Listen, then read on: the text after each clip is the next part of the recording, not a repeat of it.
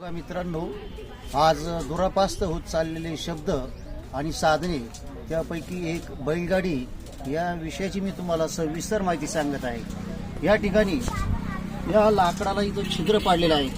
इथं जो बैलांना जुंपण्यासाठी जो वापरला जातो त्याला शिवळा असे म्हणतात। त्यानंतर त्याच्या पुढचं जे हे लाकडी साहित्य आहेत याला बैल जुंपण्याचं जू म्हटलं जात असतं। त्या जुवाच्याच ठिकाणी या ठिकाणी लाकडी जे लांब असं दांडा असतो त्याला धुरी म्हटलं जात असतं, धुरी।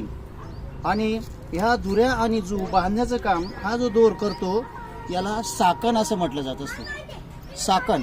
आणि त्यानंतर या धुऱ्या यांच्या खालून एक लाकडी असा दांडा घेतला जात असतो आणि या दांड्याला डोमाळा असं म्हणायची पूर्वी।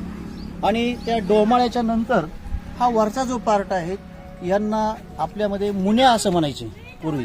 आणि ह्या मुन्या जोडून एक हे असं रिफाड सगळं संपूर्ण असा भाग तयार होतो, सुसंबंध, त्याला रिफाड असं म्हटलं जात असतं। आणि हे दोन रिफाडांच्या मधली जी भाग आहेत बसण्याचा त्याला साठी असे म्हटलं जात असायचं। आणि या साठीच्या नंतर या ठिकाणी ही जे चाकं जी आहेत ही चाकं ज्या लोखंडी रॉडमध्ये ओवली जातात त्यांना आखरी पेटी म्हटलं जायचं, आख। आणि ह्या आखाला चाक बाहेर पडू नये म्हणून तो जो एक लोखंडी पार्ट असतो छोटासा त्याला कानखिळी म्हटलं जात असतं, चाक पडू नये म्हणून। आणि या कानखिळीच्या मध्ये एक छोटी भाग आहे त्याला नाई म्हटलं जात असतं।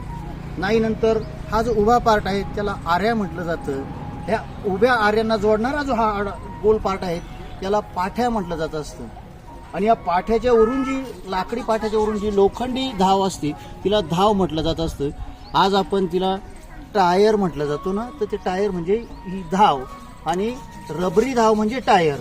आणि अशा पद्धतीने त्या ठिकाणी हा जो